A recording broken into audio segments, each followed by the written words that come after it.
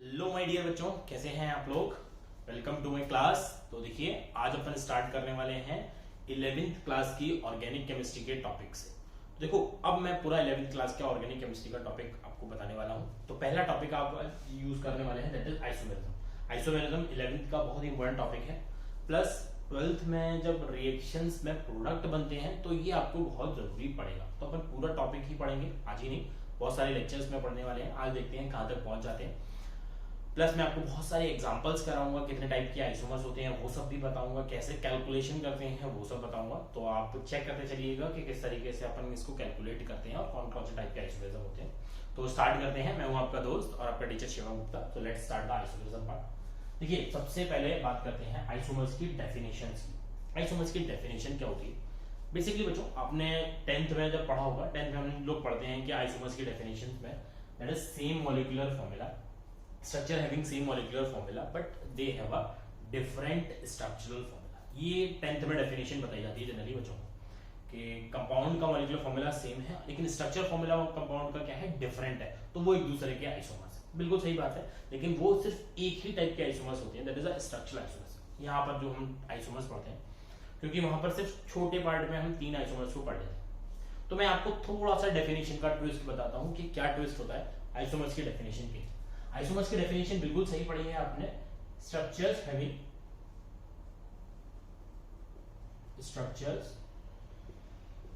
Having same molecular formula but they differ in at least one property. लेकिन वो कहीं ना कहीं एक प्रॉपर्टी में डिफरेंट होनी चाहिए, but they differ in at least one property. देखो बच्चों, कोई भी प्रॉपर्टी हो सकती है। प्रॉपर्टी उसकी फिजिकल प्रॉपर्टी को भी बता सकती है, दैट इज फिजिकल प्रॉपर्टी, या फिर उसकी केमिकल प्रॉपर्टी। वो किसी से भी डिफरेंस करें, या तो फिजिकल प्रॉपर्टीज में डिफरेंस होता है या फिर केमिकल प्रॉपर्टीज की तरह डिफरेंस होता है, फिजिकल या chemical property. Structure having same molecular formula but they differ in at least one property, that they are isomers to each other। तब हम उनको बोल सकते हैं they are isomers to each other। वो एक दूसरे के आइसोमर्स कहलाएंगे स्टूडेंट्स, ठीक है। तो ये उसकी डेफिनेशन है, क्लियर डेफिनेशन है कि कंपाउंड्स का मॉलिक्यूलर फॉर्मूला सेम होना चाहिए और स्ट्रक्चरल फॉर्मूला आपका डिफरेंट नहीं देखा है मैंने यहाँ पे। देखा क्या है, एक प्रॉपर्टी में डिफरेंस होना चाहिए बेटा। कौन सी प्रॉपर्टी में? कोई भी एक प्रॉपर्टी में हो सकता है, या तो वो उसकी फिजिकल प्रॉपर्टी होगी, देख ले, या उसकी केमिकल प्रॉपर्टी। ये डेफिनेशन में कोई एक प्रॉपर्टी में डिफरेंस होना चाहिए। देखते हैं इसके एग्जांपल्स पे। देखिए, जैसे कि आपने देखा, मैं एग्जांपल ले लेता हूं, दैट इज C3H8O। अगर मुझे इसके कंपाउंड्स बनाने, लेट अस अज्यूम कि मुझे एक कंपाउंड सोचे, तो मैं इसके कैसे कैसे कंपाउंड सोचूंगा। एक कंपाउंड ऐसे सोच सकता हूं, देखो, CH3 CH2 CH2 और यहां पर OH। ये कंपाउंड है इसका, मतलब ये सेम मॉलिक्यूलर फॉर्मूला है, बिल्कुल मॉलिक्यूलर फॉर्मूला सेम है। 3 कार्बन है, 6 3 2 5 6 7 और एक 8 हाइड्रोजन है और एक ऑक्सीजन है। Total number of hydrogen same है, ऑक्सीजन 1 है, यानी कि मॉलिक्यूलर फॉर्मूला सेम है। दूसरा मॉलिक्यूलर फॉर्मूला अगर हम बनाएंगे तो दूसरा मॉलिक्यूलर फॉर्मूला कैसे बनेगा? देखो, दूसरा मॉलिक्यूलर फॉर्मूला लाइक इसकी किसी ने दूसरे ने ऐसे बना दिया, भाई सर मैं तो ये बनाऊंगा, कोई दूसरा फंक्शनल ग्रुप यूज करूंगा, मतलब ग्रुप यूज करूंगा, ठीक है। तो देखो यहाँ पर भी कार्बन 3 है, हाइड्रोजन कितने हैं? 8 और ऑक्सीजन 1 है, यानी कि इसका मॉलिक्यूलर फॉर्मूला भी कैसा है? सेम है। तो दोनों का मॉलिक्यूलर फॉर्मूला कैसा आ रहा है आपका? सेम आ रहा है। लेकिन अगर हम बात करें दोनों की कोई एक प्रॉपर्टी की, यानी कि अगर मैं बोलूं तो इसका बॉइलिंग पॉइंट, देखो भाई इसका बॉइलिंग पॉइंट ये क्या है? अल्कोहल है, इसमें क्या होगा? हाइड्रोजन बॉन्डिंग होगी। और इसमें हाइड्रोजन बॉन्डिंग का कोई ऐसा केस नहीं है, इसमें हाइड्रोजन बॉन्डिंग का कोई ऐसा केस नहीं है, तो यानी कि इसका बॉइलिंग पॉइंट इससे क्या होगा? कम होगा। तो कोई ना कोई फिजिकल प्रॉपर्टी है ना। देखो, मैंने फिजिकल प्रॉपर्टी कंपेयर की, तो फिजिकल प्रॉपर्टी क्या है? दोनों में चेंज है, तो ये एक दूसरे के क्या कहलाएंगे बच्चों? They are isomers to each other. ये एक दूसरे के आइसोमर्स कहलाएंगे, they are isomers to each other. ऐसे बहुत सारे एग्जांपल्स ले सकते हैं, जैसे एग्जांपल नंबर 1 ये है, तो एग्जांपल नंबर 2 भी ले सकते हैं। जैसे आपके पास ये रखा है C3CH3 C double bond O CH3 दे रखा है, एक ये है, इसका अर्निंग जनरल फॉर्मूला क्या हो जाएगा? जैसे कि आपने जो फॉर्मूला लिखा तो दैट इज C3H6O, इसके लिए यूज कर लीजिए। इसी के दूसरे कंपाउंड बनाने हैं तो कुछ ऐसे बन सकता है, CH3 CH2 C double bond OH। बच्चों को पता होगा, तो कोई ये कौन सा फंक्शनल ग्रुप है? दैट इज कीटोन है। ये कौन सा फंक्शनल ग्रुप है? ये है तुम्हारा एल्डिहाइड। और अगर मैं चाहूं एक और बना सकता हूं, सोचो ऑक्सीजन है ना, तो ऑक्सीजन को लेके एक और बना लो, तो ऑक्सीजन को लेके एक और सोचूंगा तो मैं कुछ इस तरीके का बना सकता हूं। That is number of compounds बन सकते हैं ना, टोटल नहीं बना रहे। अल्कोहल बनाया, डबल बॉन्ड लगाया, लेकिन मॉलिक्यूलर देखो C3 है, 3 कार्बन है। हाइड्रोजन चेक करो, 6 चाहिए, 2 3 4 5 और 6, यानी कि टोटल नंबर ऑफ हाइड्रोजन भी सेम है, ऑक्सीजन भी सेम है। इसका मतलब क्या है कि ये इसी का आइसोमर है। तो they all are isomers to each other, they all are isomers to each other. बनाना बाद में सीखेंगे, पहले आप डेफिनेशन सुनिए, ठीक है। मैंने बताया फिजिकल और केमिकल प्रॉपर्टीज में क्या होना चाहिए, डिफरेंट होना चाहिए। देखिए कुछ और चीज देखते हैं। अभी तो हमने स्ट्रक्चर्स कंपाउंड के नहीं अलग अलग बनाए। अगर मैं कुछ और टाइप का बनाऊं जिसमें स्ट्रक्चर ही सेम टाइप का बने, ठीक है। एक और एग्जांपल देता हूं आपको, सुना होगा आपने, एक सिस फॉर्म होती है और एक ट्रांस फॉर्म होती है। सिस और ट्रांस के आपने आइसोमर्स की फॉर्म में सुना होगा। तो देखो एग्जांपल नंबर 33 को देखते हैं। जैसे मान के चलो आपने बनाया क्या, CH3 carbon double bond, carbon यहाँ हाइड्रोजन, ये CH3।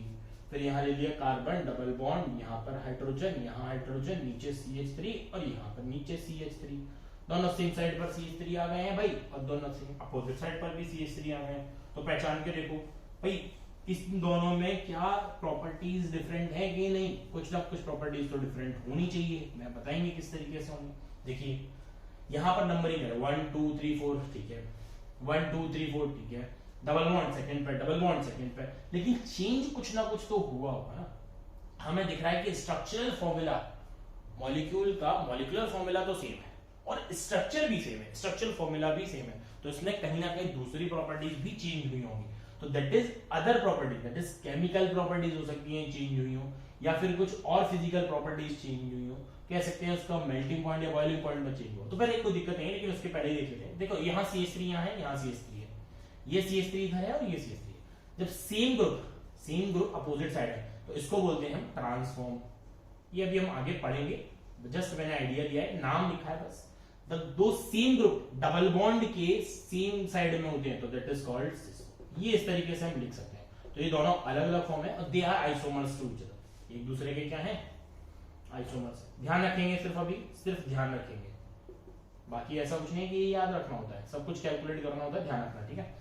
तो देखिए आइसोमर्स के लिए हमारे पास कौन सी प्रॉपर्टीज सेम होनी चाहिए वो भी अपन चेक कर लेते हैं। तो आइसोमर्स हैव सेम, देखिए आइसोमर्स हैव सेम क्या क्या होंगे, सारी प्रॉपर्टीज के लिए देखें तो जैसे पहला बात की तो सेम मॉलिक्यूलर फॉर्मूला। सबसे पहले क्या चेक करोगे बेटा, चेक करेंगे सेम मॉलिक्यूलर फॉर्मूला है कि नहीं। फर्स्ट ऑफ ऑल ये चेक करना, पता चला तो मैंने दो के कंपाउंड में लगे हुए हो कि भाई वो आइसोमर है कि नहीं और दोनों का मॉलिक्यूलर फॉर्मूला सेम नहीं। तो पहले सबसे पहले क्या चेक करना है, मॉलिक्यूलर फॉर्मूला सेम होगा, ठीक है, सेम मॉलिक्यूलर फॉर्मूला होना चाहिए। दूसरा पॉइंट, मॉलिक्यूलर फॉर्मूला किसी का सेम है तो मॉलिक्यूलर फॉर्मूला पता है ना, मॉलिक्यूलर फॉर्मूला बनता है तो उसका इंपिरिकल फॉर्मूला भी क्या होगा, सेम होगा।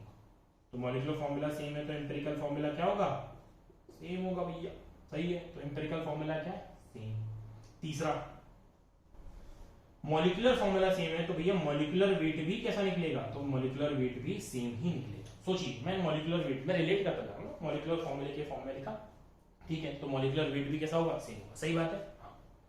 फिर fourth point, molecular weight same है तो आपको पता होना चाहिए कि वेपर डेंसिटी मॉलिक्यूलर वेट पर डिपेंड करती है, तो सेम वेपर डेंसिटी भी होगी। देखो भाई कुछ लोगों को ये ध्यान नहीं आएगा कि वेपर डेंसिटी क्या होती है, तो मैं याद दिला देता हूं। वेपर डेंसिटी होता है molecular weight of gas divided by 2, ये आती है, ये वेपर डेंसिटी होती है। और वेपर डेंसिटी सिर्फ मॉलिक्यूलर वेट ऑफ गैस पर डिपेंड करती है, बाकी और किसी चीज पर डिपेंड नहीं करती है। तो ये आपको ध्यान रखना है कि ये हो जाएगा वेपर डेंसिटी का फॉर्मूला, ध्यान रखना चाहिए यार।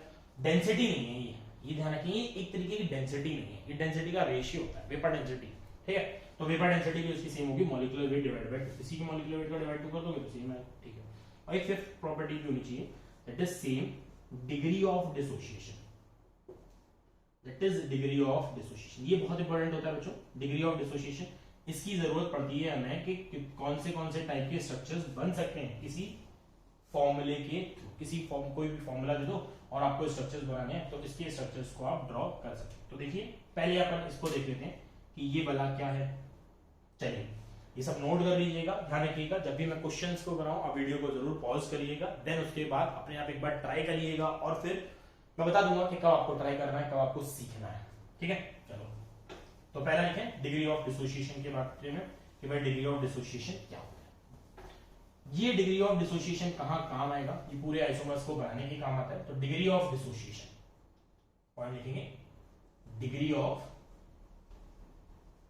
Degree of dissociation, degree of unsaturation गलती हो गई, डिग्री ऑफ अनसैचुरेशन, अनसैचुरेशन कितना है, या फिर इसी को बोलते हैं डिग्री ऑफ, या फिर डिग्री ऑफ हाइड्रोजन डेफिशिएंसी है ना, degree of unsaturation, degree of hydrogen deficiency, index of hydrogen deficiency, index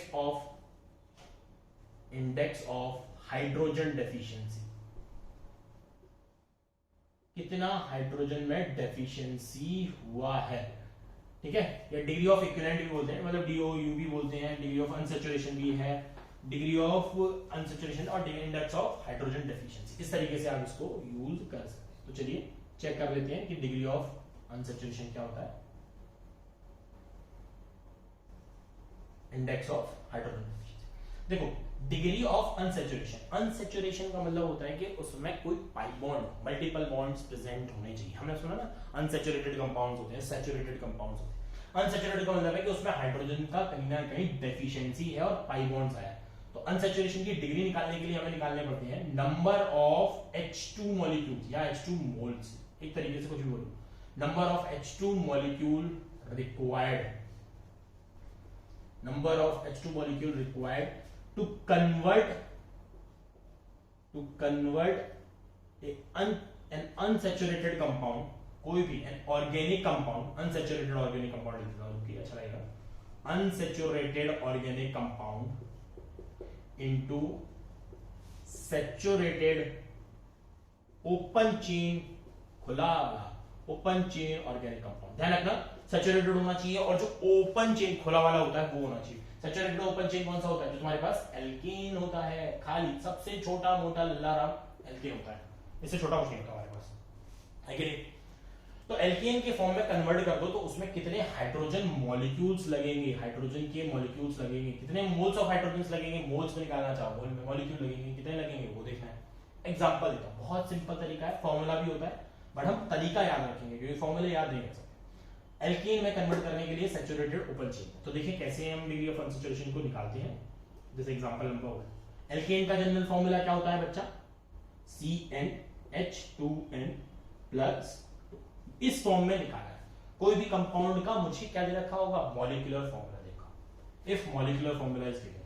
तो मॉलिक्यूलर फॉर्मूला कैसा होता है, सोचो, मॉलिक्यूलर फॉर्मूला मान के चलो, कोई भी एज्यूम कर लो, जैसे लेटर एज्यूम कि आपके पास ऑर्गेनिक कंपाउंड दे रखा है, कोई भी, मैंने जनरल बोल रहा हूं, जनरल तरीका है, ऑर्गेनिक कंपाउंड दे रखा है, कन्वर्ट करना है इसको CnH2n प्लस 2 में, तो जितने भी x मोल्स ऑफ हाइड्रोजन, जितने भी मॉलिक्यूल्स ऑफ हाइड्रोजन लगेंगे ना, तो that x is called degree of unsaturation, degree of hydrogen या फिर degree index of hydrogen deficiency. Degree of unsaturation क्या रहेगा, वो x, ठीक है। जितना भी मोल लगे, हाफ लगे तो आधा, एक लगे तो पूरा, ठीक है। जैसे कि अगर मैं बात करूं एग्जांपल्स के तौर पर, पहला एग्जांपल सिंपल कंपाउंड लेते हैं, जैसे कि आपके पास C2H4 दे रखा है। अब बताओ इस कंपाउंड में कितना डिग्री ऑफ अनसैचुरेशन होगा, कैलकुलेट आप खुद कर सकते हैं, वीडियो को पॉज करके सोचें, मैं आगे बताता चलूंगा। इसमें डिग्री ऑफ अनसैचुरेशन, भाई कार्बन कितने हैं, 2, तो n की वैल्यू रखो 2, n की वैल्यू 2 रखी, हाइड्रोजन की वैल्यू नहीं रखी, हाइड्रोजन की वैल्यू यहीं से कैलकुलेट की जाएगी, तो n की वैल्यू 2 रखने से हाइड्रोजन की वैल्यू कितनी होगी, 6। कितना डिफरेंस है हाइड्रोजन का, 3, मतलब 2 का, तो 2 हाइड्रोजन मतलब H2 के बराबर है, तो 1 हो जाएगा, ये हो जाएगा, that is degree of unsaturation. ये बताता है कि कितने पाई बॉन्ड्स हैं उसमें, कितने रिंग बनेंगे, ये बताता है। तो अब देखो डिग्री ऑफ अनसैचुरेशन क्या है हमारे पास, 1, तो तुम्हें पता है C2H4 क्या होता है, इथीन होता है, देखो CH2 डबल बॉन्ड CH2 होता है, ये हमें पता है, इस तरीके से सोच सकते हैं, सही है। तो डिग्री ऑफ अनसैचुरेशन पे कितना है, यहाँ पे मैंने कैसा कंपाउंड लिया, सिंपल कंपाउंड लिया है, जहां पर कि मैंने ऑक्सीजन कुछ नहीं माना है। एक और एग्जांपल करना चाहते हो तो एग्जांपल कर सकते हो। लेट अस अज्यूम आपके पास एग्जांपल नंबर 2 दे रखा है, C6H6 ले लो, छुट्टा मुट्टा है, इसमें ना ऑक्सीजन है, ना नाइट्रोजन है, ना हेलोजन है, ना सल्फर है, ना फास्फोरस, कुछ नहीं लिया है, सिंपल ऑर्गेनिक कंपाउंड है, तो इसके लिए कन्वर्ट करना होगा तो कैसे आएगा, C6 है, 6 यहां बढ़ाओगे तो C6 कितना होना चाहिए, H कितना होगा टोटल, देखो 12 और 14 हो जाएगा 2, ठीक है कि नहीं, 12 और 2 14 हो जाएगा। तो टोटल नंबर ऑफ माइनस करके निकालो कितने चाहिए बच्चों, कितने चाहिए सोचो, 14 में से मैंने 6 किया 8, तो 8 आएगा 4, 4 H2 चाहिए, तो इसमें डिग्री ऑफ अनसैचुरेशन कितना होगा बेटा, डिग्री ऑफ अनसैचुरेशन हो जाएगा 4।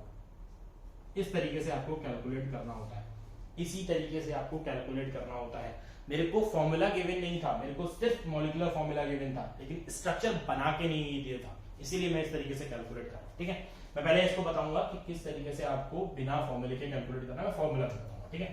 तो केसेस बना लेते हैं कि अगर कुछ और कंपाउंड दे रखे होंगे तो कैसे कैसे काम करेगा। जैसे पहला केस है, फर्स्ट केस है, इफ ऑक्सीजन इज गिवन या if oxygen containing compound organic compound is taken, ठीक है, उसके लिए डिग्री ऑफ अनसैचुरेशन कैसे निकालेंगे। पहला केस बहुत इजी होता है, ध्यान से समझते चलिएगा। इफ ऑक्सीजन कंटेनिंग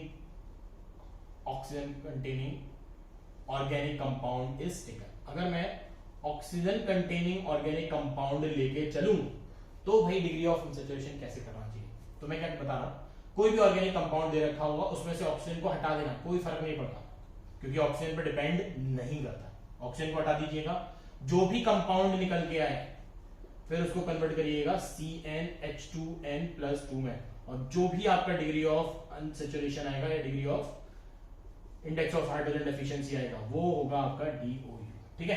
चेक कर लेते हैं, देखो कैसे समझना है इसको, ऑक्सीजन पर डिपेंड नहीं करता है, दैट इज C3H8, इसको ले लो, इसका डिग्री ऑफ अनसैचुरेशन निकालना है आपको। तो आप वीडियो को पॉज कर सकते हैं, देन उसके बाद कॉपी और पेन पर चेक करें, नोट्स बनाते चले, बहुत जरूरी होंगे। ऑक्सीजन को हटा दो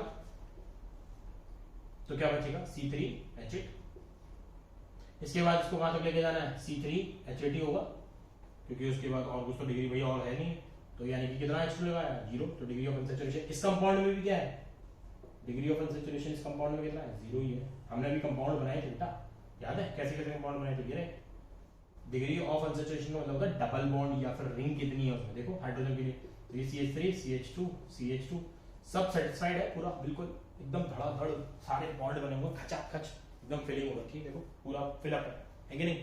तो यहाँ पे कोई भी डिग्री ऑफ डेफिशिएंसी नहीं, हाइड्रोजन की डेफिशिएंसी कहीं से भी नहीं। दूसरा एग्जांपल लेते हैं, टापो, दूसरा एग्जांपल यानी कि C3H6 छोड़ दे दो, इसको टापो भाई, ऑक्सीजन घटाओ, ऑक्सीजन घटाओगे तो क्या बनेगा, C3H6 बनेगा, कन्वर्ट करेंगे किसमें, C3H8 में, ऊपर से देख लिया मैंने, जल्दी से आंखों से देख लिया फटाफट से, तो कितना बनाएंगे, ये कितना आया यहाँ पे, X2 की वैल्यू कितनी आएगी 1, तो X2 की वैल्यू 1 आएगी, तो डिग्री ऑफ अनसैचुरेशन कितना हुआ बेटा, डिग्री ऑफ अनसैचुरेशन निकला 1 यहां से। तो इसमें डिग्री ऑफ अनसैचुरेशन कितना आएगा बेटा, डिग्री ऑफ अनसैचुरेशन आएगा 1। देखो मैं सिर्फ बता रहा हूं कि कैसे बन सकते हैं। एक डिग्री ऑफ अनसैचुरेशन का मतलब होता है डबल बॉन्ड है इस पूरे में, कहीं ना कहीं एक ऐसी चीज है जिससे अनसैचुरेशन क्रिएट हो रहा है। अनसैचुरेशन डबल बॉन्ड के थ्रू हो सकता है, ट्रिपल बॉन्ड के थ्रू हो सकता है, लेकिन रिंग के थ्रू भी हो सकता है, तो वो देख लेंगे भाई। डिग्री ऑफ अनसैचुरेशन एक है तो एक के लिए डबल बॉन्ड बना के सोचता हूं, तो डबल बॉन्ड एक ही है भाई, डबल बॉन्ड के लिए तो कम से कम 2 होना चाहिए ना, तो वो देखेंगे, ठीक है। तो एक बनाओ तो ये बनेगा तो कुछ ऐसा, देखो मान लो मैंने ऐसा बनाया CH3 C double bond O CH3 बना के चेक किया था, ठीक है। तुम कहो सर ये तो ऑक्सीजन के बीच में डबल बॉन्ड बनाया है, आपने तो काउंट ऑक्सीजन को किया नहीं था, तो ऑक्सीजन को काउंट करने की ऐसी जरूरत नहीं थी, क्यों, क्योंकि हमने ऐसा भी स्ट्रक्चर बनाया था, देखो ये रहा। तो मैं ये फिर से बोल सकता हूं कि भाई इस ऑक्सीजन को हटाने से हाइड्रोजन यहाँ आ जाएगा और हाइड्रोजन पूरे के पूरे इस डेफिशिएंसी को कंप्लीट कर देंगे, सिर्फ इस डबल बॉन्ड की वजह से होगा, ऑक्सीजन की वजह से डेफिशिएंसी क्रिएटेड नहीं होती। ये आपको दिमाग में चिपका लेना है, ठीक है। ऑक्सीजन को हटा दो, डायरेक्टली लगा लो, उस तरीके से काम हो जाएगा। और देखते हैं कि और कौन सी कंपाउंड्स के लिए, तो सेकंड केस स्टेप लिखे, ऑक्सीजन के लिए बहुत अच्छा तरीका है, ऑक्सीजन पे डिपेंड नहीं करता, ध्यान रखिएगा। मैं इस पर फॉर्मूला भी बताऊंगा, तो फॉर्मूले को भी सुनेंगे। सेकंड सुनिए, if nitrogen containing organic compound is taken, अगर आप नाइट्रोजन को लेके चलेंगे तो क्या बनने वाला है। Second case, if nitrogen containing compound is taken, अगर नाइट्रोजन कंटेनिंग कंपाउंड लिया है मैंने तो क्या करूंगा। देखो अब आपको थोड़ा दिमाग लगाना चाहिए, ऑक्सीजन हटाया तो कुछ नहीं हुआ, मैं उल्टा सोचता हूं, सिर्फ रिवर्स तरीके से। मैं ऑर्गेनिक कंपाउंड देता हूं तो आप एल्केन में कन्वर्ट करके चलते हो। आपको एल्केन सोचो, अगर एल्केन दे रखा है और मुझे नाइट्रोजन लगाना है तो कैसे करेंगे, एक रिवर्स तरीके से बताता हूं। आर एच, हमें याद है इसको कन्वर्ट करना है हमें आर एन एच टू में, ऐसा होगा। नाइट्रोजन कंटेनिंग कंपाउंड के लिए हमारे दिमाग में अमीन्स आना चाहिए, यही बहुत है, अच्छा है। बाकी क्योंकि इसकी वजह से कुछ इफेक्ट हुआ है, ठीक है। अब देखना इसको इसमें कन्वर्ट किया तो क्या क्या किया है हमने, एक हाइड्रोजन हटा है NH2 है, तो पूरा बैलेंस चेंज करो तो कितना होगा, एक नाइट्रोजन जोड़ा है, एक हाइड्रोजन भी जोड़ा है भाई, पूरा बैलेंस करके चेक करो, है कि नहीं। तो अगर मेरे पास नाइट्रोजन कंटेनिंग कंपाउंड होगा तो मुझे अगर रिवर्स करके लेके जाना है तो मैं क्या करूंगा, नाइट्रोजन को माइनस कर दूंगा, हाइड्रोजन को क्या कर दूंगा, माइनस कर दूंगा। बेटा आपको ध्यान रखें, फॉर्मूलेस की जरूरत नहीं है इसमें, आप अपने आप सोच सकते हैं कि क्या करना है क्या हटाना है। तो देखिए ऑर्गेनिक कंपाउंड दे रखा होगा, क्या करिए उसमें से माइनस नाइट्रोजन कर दीजिए, माइनस हाइड्रोजन कर दीजिए, फिर उसके बाद उसमें निकालिए क्या, डिग्री ऑफ अनसैचुरेशन, यहाँ कंपाउंड आएगा, फिर उसको CnH2n+2 में कन्वर्ट करिए, जो भी एक्स आएगा H2 के फॉर्म में वो क्या रहेगा उसका, डिग्री ऑफ अनसैचुरेशन। ठीक है, चेक कर लेते हैं, जैसे कि एग्जांपल नंबर 1 ले लो। एग्जांपल नंबर 1 के हिसाब से कैसे, कोई भी बनाओ, कोई इशू नहीं है, कोई भी बनाइए। जैसे कि मैं फिर से नहीं दिखा, C4H11 ले लेता हूं N, तो पहले क्या करूंगा मैं, पहले नाइट्रोजन को एलिमिनेट करूंगा, नाइट्रोजन को एलिमिनेट कैसे करेंगे, नाइट्रोजन हटाइए, एक हाइड्रोजन हटाइए, हाइड्रोजन हटा तो क्या बचेगा, C4H10 बचेगा। इसको सिंपलेस्ट एल्केन में लेके आइए, सिंपलेस्ट एल्केन का मतलब होगा C4, फिर से कितना होगा H, एन की वैल्यू कितनी रखो 4, 4 8 10, तो ये 10 हो जाएगा, या वैल्यू कितनी आएगी 0 टाइम्स ऑफ H2, या 0 आ गया। डिग्री ऑफ अनसैचुरेशन कितना हुआ इसके लिए 0, तो इसमें भी कितना आएगा डिग्री ऑफ अनसैचुरेशन बच्चा, that is degree of unsaturation is 0। तो देखिए इसको डायग्राम को कैसे बना सकते हैं आप, नॉर्मल एल्केन बनाइए, देखिए किस तरीके से CH2 CH2 CH2 CH2 NH2 बढ़ा दो, ये बनेगा, और भी बनेंगे पर हमें बनाने की इतनी जरूरत नहीं है, पर हमें दिख तो रहा है ना कि ऐसे कुछ बनेंगे, 3 4 5 6 7 8 9 10 11 बैलेंस है, कोई दिक्कत नहीं है कि नहीं। और उठाओगे और बनाओ। अब थोड़ा एग्जांपल हैवी ले लो, हैवी का मतलब कैसा है, ऐसे ले लो कि तुम्हारे पास C6H12N ले लो, ये देखो नाइट्रोजन हाइड्रोजन दोनों हटाओ, सॉरी नाइट्रोजन हाइड्रोजन दोनों हटाए तो ये 13 है, नाइट्रोजन और हाइड्रोजन दोनों हटाइए 13 है, तो ये कितना हो जाएगा C6H12 हो जाएगा। C6H12 को हटाएंगे, C6H14 तक चाहिए तो कितना आएगा 1 आएगा, तो डिग्री ऑफ हाइड्रोजन मतलब डिग्री ऑफ अनसैचुरेशन कितना है इसमें 1 होगा। तो अब क्या करो आप, डबल बॉन्ड लगाओ, तो देखो कैसे कैसे लग सकता है, CH2 डबल बॉन्ड CH2 6 ना, तो हम इस तरीके से सोचते 2 3 4 5 छठा, और बहुत टाइप के आइसोमर्स बना सकते हो सकता है कि और कुछ बने, बहुत सारे टाइप के बन सकते हो। तो मैंने बताया कि नाइट्रोजन से एक हाइड्रोजन हटा दीजिए और इस तरीके से लगा सकते हैं, ठीक है। तो ये आपके केसेस हो गए बेटा स्टूडेंट, नाइट्रोजन के लिए आपका इस तरीके से हो गया, ऑक्सीजन कंटेनिंग कंपाउंड्स के लिए इस तरीके से हो गया। कंपाउंड्स और कुछ होते भी नहीं है तो इतने दोनों को चेक करना होता है। हेलोजन्स और होते हैं तो भाई हेलोजन्स को भी देख लेते हैं, अगर हेलोजन लगाएंगे तो क्या होगा, इफ X इज टेकन, तो देखिए अगर हेलोजन लगा हुआ मिलेगा तो क्या होगा बच्चे, देखो हेलोजन के लिए क्या करना पड़ेगा, बेचारा एक हेलोजन हाइड्रोजन को हटा के लगा हुआ कहीं ना कहीं, तो तीसरा केस यही है हमारे पास। थर्ड केस होता है if halogen is taken, if x is taken, अगर हम ये लेके चल रहे हैं तो कैसे होगा, ये लेके चल रहे हैं बच्चों, तो मैं फिर से देखो रिवर्स ऑर्डर में देखो, आर एच है, इसको सोचेंगे तो आर एक्स लगाया, तो क्या किया तुमने, हाइड्रोजन हटाया एक्स लगाया, तो इधर से हटाओ, एक हाइड्रोजन हटाओ और प्लस क्या करो एच कर दो, ये काम करना है तुम्हें। तो यानी कि ऑर्गेनिक कंपाउंड दे रखा होगा, इसमें से हाइड्रोजन हटाएंगे और हाइड्रोजन को जोड़ देंगे, इस तरफ कर देंगे, तो ये किसमें कन्वर्ट हो जाएगा CnH2n+2। इस तरीके से जो भी आए उसको चेक करना, ऐसा नहीं जो भी आए उसको चेक करना CnH2n+2 में। उसके बाद जो भी एक्स निकलेगा ना वो तुम्हारा डिग्री ऑफ अनसैचुरेशन में आ जाएगा, ठीक है। चेक करते हैं, इस पे भी एग्जांपल देता हूं एक, देखो इसमें एग्जांपल नंबर 1, इसमें एग्जांपल्स कौन सा हो जाएगा, जैसे कि आपके पास फिर से देख लीजिए C3H5 ले लो और यहां लगा दो Cl को क्या करोगे, Cl को हटाओगे, एक हाइड्रोजन लगाओगे, Cl को मतलब हटाया, हाइड्रोजन उसकी जगह पे, क्योंकि Cl लगा था तो हाइड्रोजन को रिप्लेस करके लगा था, तो Cl से डेफिशिएंसी में कोई फर्क नहीं पड़ा, तो हाइड्रोजन लगाया तो C3 क्या हो जाएगा H6 के बराबर हो जाएगा, C3H6 के बराबर हो जाएगा, ये C3H किस में जाएगा 8 में जाएगा, तो हाइड्रोजन की डेफिशिएंसी कितनी आई फिर से 1, तो डिग्री ऑफ अनसैचुरेशन कितना हो गया बच्चों 1 के बराबर। तो देख लो इसका स्ट्रक्चर ऐसा कुछ बनेगा CH2 डबल बॉन्ड, मतलब सोचेंगे ऐसा Cl यहाँ पर 5 है, 2 3 और ये 5 है ना, सही है 5 ही लिखे हैं, तुम दिख नहीं रहोगे, 2 3 और 1 5, ये स्ट्रक्चर इस तरीके का बन सकता है। तो ऐसे ही हम यूज कर सकते हैं स्टूडेंट, ठीक है। तो तीनों टाइप के हमने देख लिए, अगर नाइट्रोजन होगा तो कैसे निकालना है, ऑक्सीजन होगा तो कैसे निकालना है, और हेलोजन होगा तो कैसे निकालना है। ध्यान रखें फॉर्मूला भी है, तो फॉर्मूला लिख लेते हैं। तो कैलकुलेशन ऑफ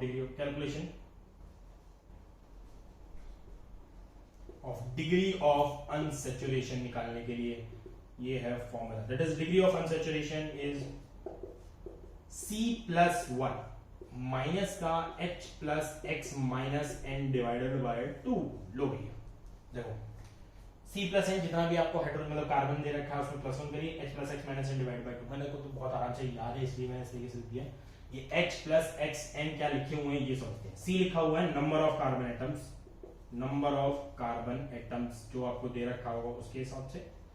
H है नंबर ऑफ, अब तो समझदार हो यार, number of hydrogen atoms, X है नंबर ऑफ हेलोजन एटम्स, हम बहुत आराम से सोच सकते हैं number of halogen atoms.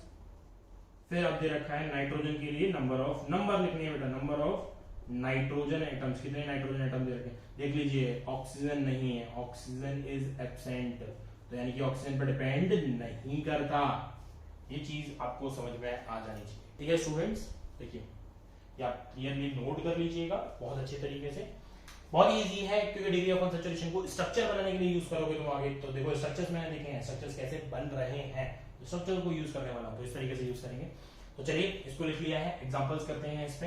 Calculation degree of unsaturation को साइड में लिख लीजिएगा, फॉर्मूले की भी कभी जरूरत पड़ती है तो बगल में चेक कर लेंगे, बाकी तो अपन पे हथियार नहीं है दिमाग लगाने के तो उसको यूज करेंगे। चलो ध्यान रखना डिग्री ऑफ अनसैचुरेशन के लिए कंपाउंड मतलब सिर्फ अकेला स्ट्रक्चर फॉर्मूला दे रखा होगा तो आप डायरेक्टली निकाल सकते हो। जैसे कि एक तरीका तो ये है, प्लस डिग्री ऑफ अनसैचुरेशन यहां लिख देना साइड में, डिग्री ऑफ अनसैचुरेशन मुझे पता है पाई बॉन्ड के लिए काउंट होता है 1।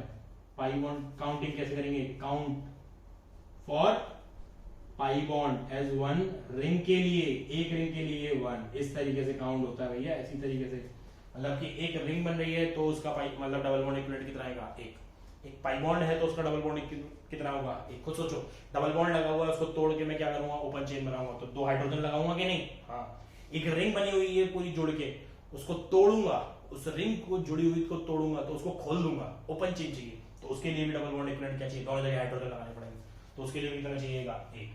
इस तरीके से आपको सोचना है। तो देखिए फटाफट से क्वेश्चंस को, बढ़िया बढ़िया क्वेश्चन। जैसे पहला ही क्वेश्चन धमाकेदार, जैसे कि आपको निकालना है C4H2Cl2F2N2 और O2 के। देखो भाई डिग्री ऑफ अनसैचुरेशन इसमें निकाल के सोचो कि कैसे आएगा, क्या कर सकते हैं, सही भी है कि नहीं है, क्या है पूरा सही आ रहा है कि नहीं, सोचिए। इस तरीके से आप इसमें डिग्री ऑफ अनसैचुरेशन निकालेंगे। ध्यान रखिए मैंने सारे एक साथ दे दिए हैं, आपको स्टेप बाय स्टेप काम करना है। ऑक्सीजन को हटाओ, नाइट्रोजन को हटाओ, फ्लोरीन और क्लोरीन को हटाओ और उसके हिसाब से निकाल के दे दो। तो देखो अगर मैं ऑक्सीजन को हटाऊंगा तो क्या कुछ होगा, तो नहीं, बैलेंस कर रहा है। नाइट्रोजन को हटाऊंगा तो क्या चाहिए, 2 हाइड्रोजन भी हटाने पड़ेंगे, तो नाइट्रोजन गया और 2 हाइड्रोजन को लेके गया, चलो ये दोनों कट लिए। अब क्लोरीन को लगाएंगे हटाएंगे तो प्लस 2 हाइड्रोजन और आएंगे, फ्लोरीन को हटाएंगे तो 2 हाइड्रोजन और आएंगे। सोचो हेलोजेंस को हटाते हैं, हेलोजेंस को हटाते हैं तो हाइड्रोजन लगाते थे, पीछे पेज पलट लो, देखो पीछे का वीडियो देख लो फिर पता चलेगा। तो हाइड्रोजन का लगाया, फ्लोरीन को हटाया तो 2 हाइड्रोजन लगाए तो इसके पास हाइड्रोजन 6 हुए, नाइट्रोजन को निकाला तो 2 हाइड्रोजन और निकाले तो 4 हुए। फिर से ऑक्सीजन पे कोई फर्क नहीं पड़ता तो फॉर्मूला बचा C4H4, ये फॉर्मूला फाइनल बचा। इसके बाद तुम क्या निकालो, C4H कितना होना चाहिए, 10 के बराबर। Number of degree of unsaturation देखना, H2 की वैल्यू कितनी आ रही है यहाँ पर, 3, तो डिग्री ऑफ अनसैचुरेशन कितना आएगा बच्चा, 3 हमारे पास। तो इसमें भी डिग्री ऑफ अनसैचुरेशन कितना है, आपको ये पूछेगा कि इसका डायग्राम है, इसका डायग्राम नहीं बनेगा कोई, इसका डायग्राम मैं क्यों बनाऊं यार, इसका डायग्राम की अभी जरूरत नहीं है ना, डिग्री ऑफ अनसैचुरेशन ही तो पूछा है, तो डायग्राम बनाने की क्या जरूरत है जब तक हमसे डिग्री ऑफ अनसैचुरेशन पूछा हुआ है तो। ठीक है, ये क्लियरली समझ में आ गया होगा। और बहुत सारे क्वेश्चंस चेक करते हैं, देखो करते चलते हैं। तो चलिए देखिए एग्जांपल नंबर 2, इस महाशय का डिग्री ऑफ अनसैचुरेशन आप बताएंगे कितना होगा। मैंने बताया है इसके लिए आपको कार्बन काउंट करने की जरूरत नहीं, जब कंपाउंड दे रखा होता है, बना के दे रखा होता है ना, या फिर मैं डबल बॉन्ड लगाता हूँ, लो तो कंपाउंड डबल बॉन्ड या फिर कुछ और बॉन्ड बना के दे रखा होता है, तो ऑलवेज पाई बॉन्ड के लिए काउंट करिए 1, हाइड्रोजन के पाई बॉन्ड के लिए काउंट करिए 1 और रिंग के लिए काउंट करिए 1। सीधा काउंट करिए, ना नाइट्रोजन देखिए, ना हाइड्रोजन देखिए, ना कार्बन देखिए, कुछ नहीं देखिए। देखिए क्या देखना होगा, एक पाई बॉन्ड है तो पाई बॉन्ड की वजह से एक होगा, रिंग की वजह से कितना होगा 2, तो डिग्री ऑफ अनसैचुरेशन या डबल बॉन्ड इक्विवेलेंट कितना आएगा यहाँ पे 2 आएगा। डबल बॉन्ड इक्विवेलेंट ही बोलते हैं ना। देख लो ये डबल बॉन्ड है, इसको तोड़ोगे यहाँ हाइड्रोजन और हाइड्रोजन लगाओगे, इस रिंग को भी खोलोगे कहीं ना कहीं से तो खोलोगे, तो फिर उस कार्बन को हाइड्रोजन दोगे, उस कार्बन तो 2 4 लग गए ना, तो पूरा 2 आया गया। सही है कि नहीं? तो इस तरीके से हमें सोचना चाहिए कि सिर्फ रिंग के लिए, रिंग की कोई भी एक रिंग के लिए एक पाई बॉन्ड काउंट करोगे और पाई बॉन्ड के लिए एक काउंट होगा, इस तरीके से आपको काउंटिंग करनी है। तो देखो तीसरा एग्जांपल भी कैसे आएगा, आपको ये रखा है, कैलकुलेट करें डिग्री ऑफ अनसैचुरेशन इस पे कितना हो सकता है, फटाफट से सोचें। तब तक मैं एक और एग्जांपल लिख रहा हूं अपने लिए, आप डिग्री ऑफ अनसैचुरेशन इस पे निकाल लें, वीडियो को पॉज कर लें फटाफट से, डिग्री ऑफ अनसैचुरेशन चेक करें कितना हो सकता है, सबका आंसर आ गया होगा। देखिए कितने पाई बॉन्ड है बेटा 3, रिंग कितनी है 1, तो 3 की पाई बॉन्ड्स की वजह से कितना आया 3, रिंग की वजह से कितना आया 1, तो टोटल डिग्री ऑफ अनसैचुरेशन 4। इसका डिग्री ऑफ अनसैचुरेशन क्या है 4, अभी निकाला था C6H6 है ये, इसको कन्वर्ट करना पड़ेगा तो C6H14 में जाएगा, 14 में जाएगा तो 8 हाइड्रोजन का गमला किया है तो बाई 2, तो कितना हुआ 4 हुआ। उससे निकालने में भी टाइम लगेगा, तो सीधा काउंट हो रहा है ना, मुझे क्यों यूज करना है कि मैं उसको फॉर्मूले में पहले कन्वर्ट करूं और फिर उसके बाद मैं इसको नहीं CnH1 यहीं पे कैलकुलेट कर ले भाई, है ना। तो ये समझ में आ गया होगा, ठीक है। तो चलो चौथा देखें, अब बहुत सारे एग्जांपल देख लेते हैं, और भी एग्जांपल देखते हैं, जैसे कि फोर्थ आपके पास ये दे रखा है,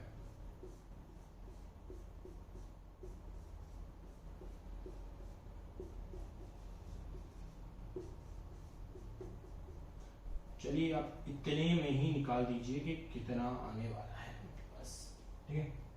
सोचिए जल्दी से कि इसके लिए डिग्री ऑफ अनसैचुरेशन क्या आएगा, कितना डिग्री ऑफ अनसैचुरेशन आएगा।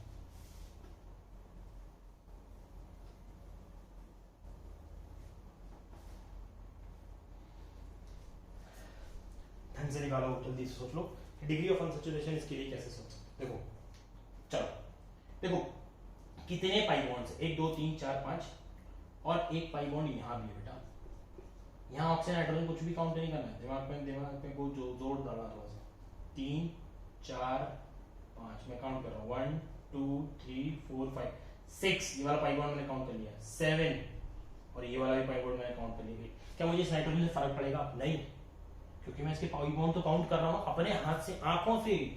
तो total number of pi bonds कितने हैं, पाई बॉन्ड्स कितने हैं 8, रिंग कितनी है 2, टोटल डबल बॉन्ड इक्विवेलेंट 10, खत्म हो गया। कुछ भी ऐसा करने की जरूरत नहीं है कि नाइट्रोजन को सर हटाया नहीं, हाइड्रोजन को हटाया नहीं, अरे क्यों जरूरत है, वो तो तब जरूरत थी जब तुम्हें फॉर्मूला लिखना पड़ता पूरा। ये तो अपने आप ही सब कुछ चीख चीख के बोल रहा है भाई इतने ही कार्बन यहाँ से चीजें हटी होंगी, यहाँ पे लगा दो, खत्म हो गया। ऑक्सीजन के लिए गिरा कि ऑक्सीजन का जरूरत नहीं पड़ता, कहेंगे भाई कि ऑक्सीजन का डबल बॉन्ड, तो डबल बॉन्ड नहीं, ऑक्सीजन ऑक्सीजन होता है मॉलिक्यूल में तो उससे फर्क नहीं पड़ता है, लेकिन उसका डबल बॉन्ड दिखा है तो काउंट कर लो ना सीधा सीधा।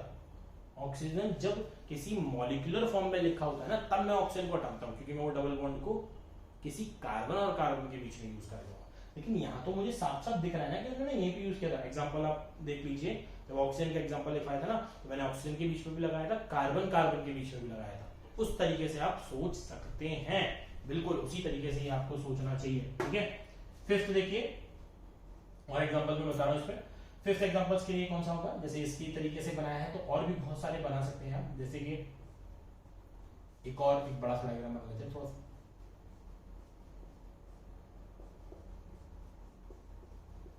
कैलकुलेशन में गलती नहीं होनी चाहिए बिल्कुल भी, आपको बस कैलकुलेशन करना आ जानी चाहिए ठीक से, यही इसका मोटिव है।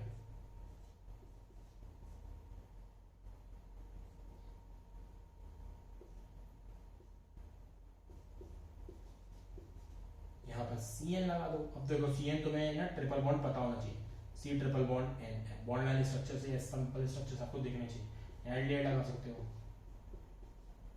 यहाँ मैं ईथर भी लगा रहा हूँ कि OCH3 सिंपल ईथर भी लगा रहा हूँ, ठीक है। इस तरीके का कंपाउंड आप नोट्स में बनाइए और फिर चेक करिए कि कितना आपके पास डबल बॉन्ड इक्विवेलेंट आ रहा है। देखिए इसको हटा दो,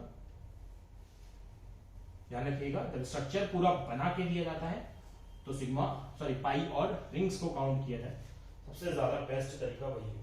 पर ये इसके लिए कितना हो सकता है, तब तक अपन पानी पी लें भाई थोड़ा सा।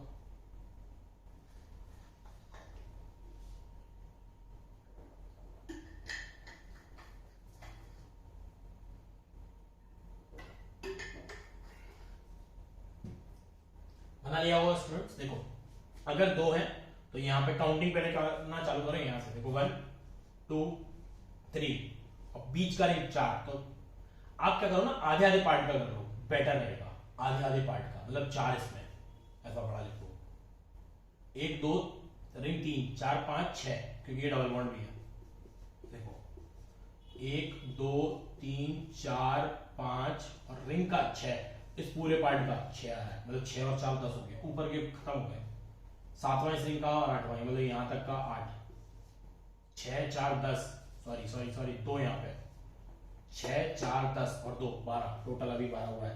एक इसका एक इसका एक इसका एक इसका, दो यहाँ से आए हैं तो टोटल अभी 2 और है, तो टोटल कितना है 40। देखो जब स्ट्रक्चर बड़ा हो जाए, जब भी कंपाउंड स्ट्रक्चर्स में बड़े हो जाए तो आप क्या करिए, उसको ब्रेक्स कर लीजिए 2 या 3 पार्ट्स में और फिर उसको काउंट करिए। और आधे आधे पार्ट को काउंट करने में फायदा रहता है। एक तो फायदा क्या रहता है कि मिस्टेक थोड़ी बच जाती है, भूल भी गए तो एक पार्ट का भूलोगे, बार बार ये नहीं भूलोगे कि भैया पूरा भूल गया दोबारा काउंट करो, और चेक करना है तो दोबारा चेक हो जाता है। क्यों? क्योंकि आधे पार्ट का चेक करने में आसानी होती है, ठीक है ना। तो ये हो गया डिग्री ऑफ अनसैचुरेशन के लिए चौथा एग्जांपल। फिफ्थ एग्जांपल एक और देखते हैं। देखिए 3 डायमेंशन स्ट्रक्चर्स भी बनते हैं, 3 डायमेंशन स्ट्रक्चर्स भी बनते हैं। तो आपको 3 डायमेंशन स्ट्रक्चर्स के बारे में पता होना चाहिए कैसे। देखो ये मान लीजिए आपसे डिग्री ऑफ अनसैचुरेशन या डबल बॉन्ड इक्विवेलेंट पूछा है कि भाई डबल बॉन्ड इक्विवेलेंट बताओ मुझे इसमें।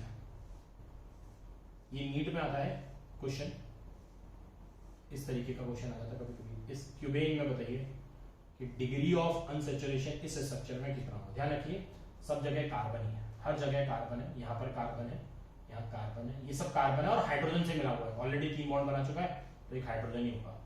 अब देखो जो चतुर लोग होंगे ना वो सीधा उठा के क्या करेंगे, C8 है H8 होगा और फॉर्मूले में लगाएंगे हम क्या फॉर्मूला, मतलब इसी फॉर्मूले में लगा देंगे जो फॉर्मूला सबने बताया। बट पेपर के टाइम पे फॉर्मूला याद नहीं होता, ये तो कंफर्म है।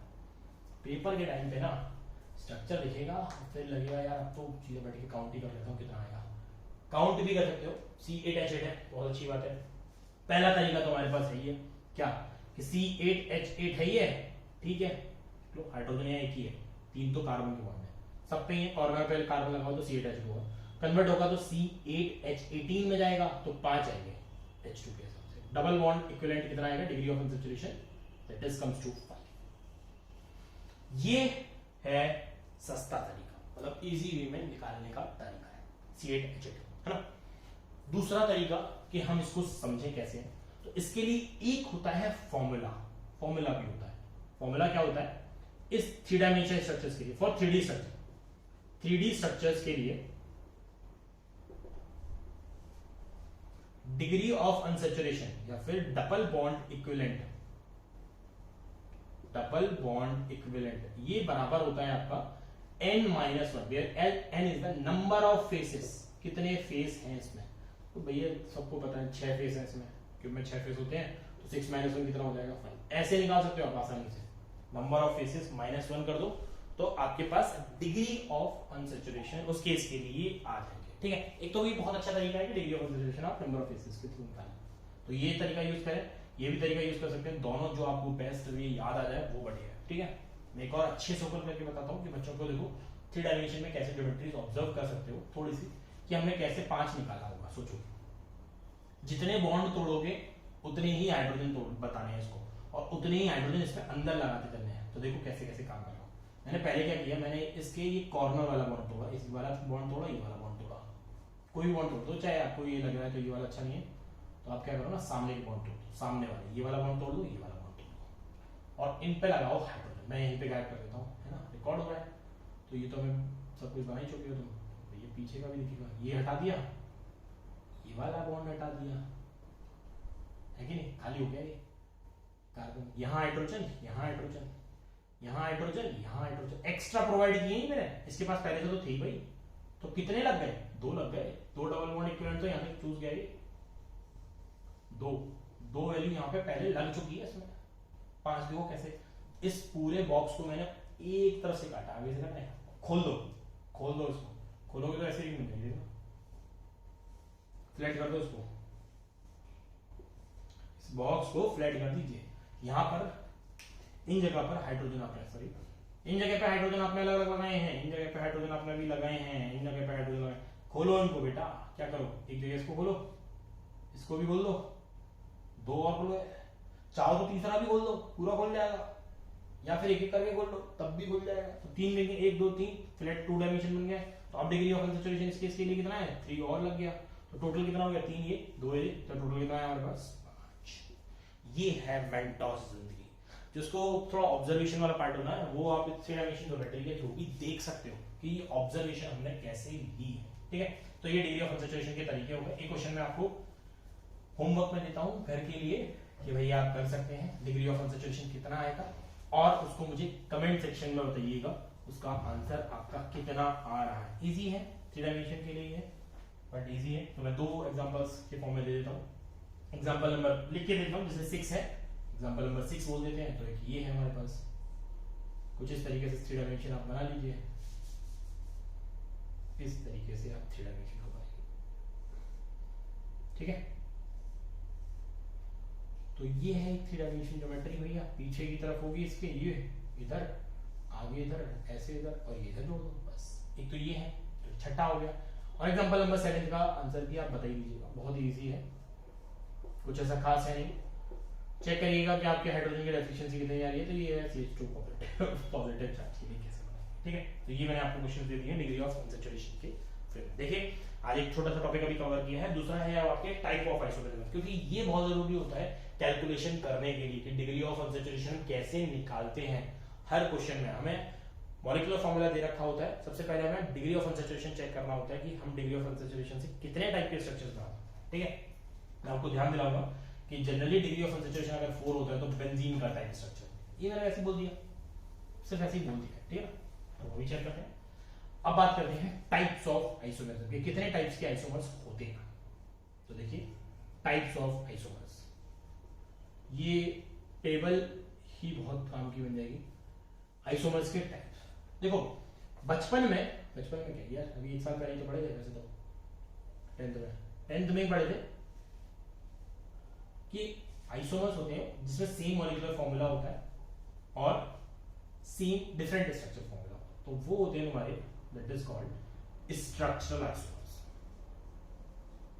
बोर्ड थोड़ा छोटा है तो ध्यान रखिएगा, राइटिंग में बहुत अच्छे लिख रहा हूं वैसे तो। स्ट्रक्चरल आइसोमर्स, स्ट्रक्चरल आइसोमर्स कहते हैं इसको, इसी को बोलते हैं बेटा कॉन्स्टिट्यूशनल आइसोमर्स। कॉन्स्टिट्यूशनल आइसोमर्स, देखो भाई इसके नाम ध्यान रखने हैं आपको, या फिर देखो स्ट्रक्चरल आइसोमर्स, कॉन्स्टिट्यूशनल आइसोमर्स, या रिजियो आइसोमर्स भी बोलते हैं इसको बेटा, regio isomers. Regio isomers, constitutional बहुत है, स्ट्रक्चरल बहुत है, रिजियो की जरूरत ही नहीं पड़ती, आइसोमर्स, ठीक है। ये आपको नाम याद रखने हैं, मैं बताऊंगा आपको, ये यहाँ जरूरत पड़ती है।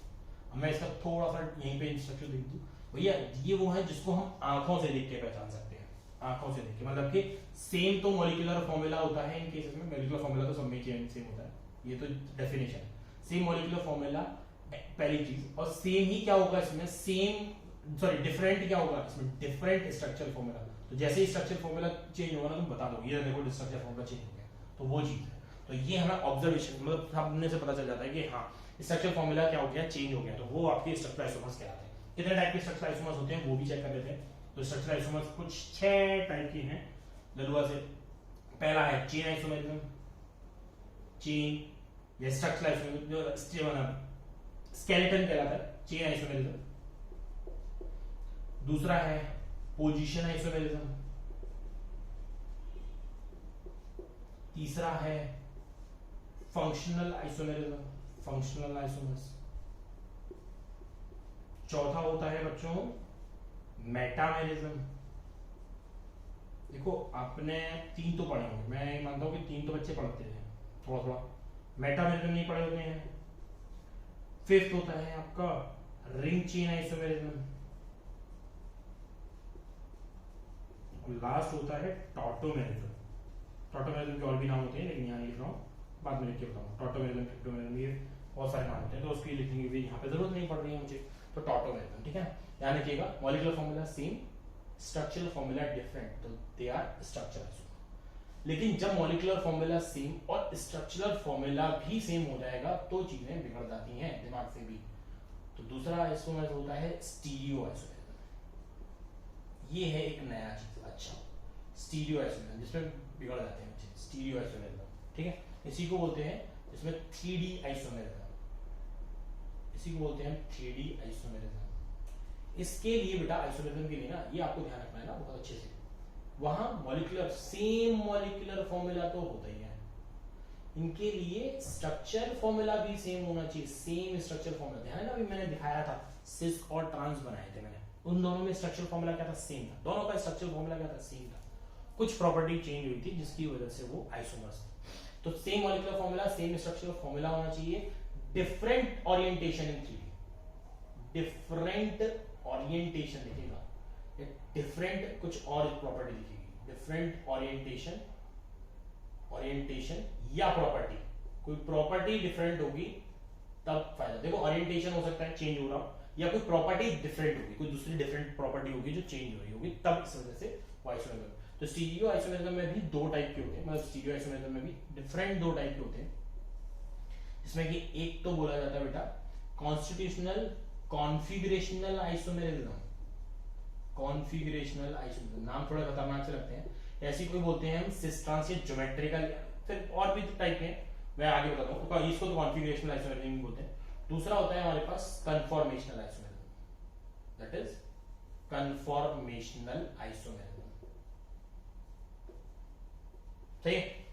कॉन्स्टिट्यूशनल आइसोमेरिज्म और कन्फॉर्मेशनल बहुत टाइप की हैं, वाइडली है, तो अच्छा है ये ध्यान रखना, धीमे धीमे करके नाम याद हो जाएंगे, ठीक है, वो बाद में लेंगे। ये ट्रू आइसोमर्स नहीं होते हैं, ये अपने बाद में देखेंगे। True isomers, they are not true isomers, पर बाद में देखेंगे कन्फॉर्मर्स कैसे बनते हैं। कॉन्फिगरेशनल आइसोमर्स कौन से होते हैं? कॉन्फिगरेशनल आइसोमर्स भी 2 टाइप के होते हैं, एक होते हैं आपके ज्योमेट्रिकल आइसोमेरिज्म, ज्योमेट्रिकल आइसोमेरिज्म या इन्हीं को ही बोलते हैं, दूसरा नाम के टाइप में बोल देते हैं कभी कभी cis trans isomers, cis trans isomers जो भी हमने सुने थे। और दूसरा होते हैं optical isomerism, that is optical isomerism. देखिए इसमें सबसे ज्यादा काम की चीज है ऑप्टिकल पर ही, मतलब काम की चीज भी क्या है, सबसे ज्यादा अटकता ही बच्चा इसमें है, इसमें अटक जाए, थोड़ा बहुत इसमें अटक जाए, थोड़ा बहुत नहीं तो इसमें ज्यादा अटकता है, बहुत ज्यादा। ऑप्टिकल आइसोमेरिज्म में थोड़ा जाते हैं, ऐसा लगता है कि कुछ पता नहीं चलता है कि कैसे बनेगी, लेकिन बहुत इजी होता है अगर आप ढंग से बनाएंगे तो, क्योंकि सिर्फ 3 डायमेंशन में चेंजेस कुछ ऑब्जर्व करना है और कुछ भी ऑब्जर्व नहीं करना, ठीक है स्टूडेंट्स। तो आई थिंक आज के लिए इतना काफी है, मैंने टाइप्स ऑफ आइसोमेरिज्म इसमें बता दिया है। नेक्स्ट लेक्चर में अपन स्टार्ट करेंगे स्ट्रक्चरल आइसोमेरिज्म से, और जिसमें कि मैं आपको बताऊंगा chain position function. Second lecture होगा जिसमें मैं चेन पोजीशन फंक्शन बताऊंगा, प्लस मैं आपको ड्रॉ करना सिखाऊंगा कि कैसे आप आइसोमर्स को ड्रॉ कर सकते हैं। उसी में मैं आपको आइसोमर्स को ड्रॉ करना भी बताऊंगा, तो वो लेक्चर थोड़ा और इंपॉर्टेंट होगा आज के रिस्पेक्ट में। ध्यान रखिएगा, इसको एक बार जरूर ढंग से पढ़ लीजिएगा, नोट्स प्रॉपर बनाइएगा। रिवाइज करने के लिए सिर्फ वीडियो ही जरूरत नहीं है, आप नोट्स को प्रॉपर बनाइएगा। जो क्वेश्चंस मैं आपको प्रोवाइड कर रहा हूं वो आप ढंग से करिएगा, और कोई भी क्वेरी हो ना वो आप कमेंट सेक्शन में जरूर बताइएगा।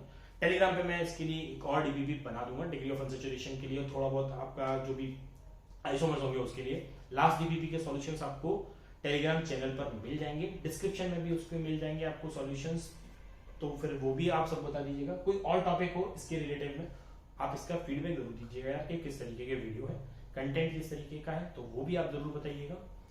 I hope you like the video students, thank you.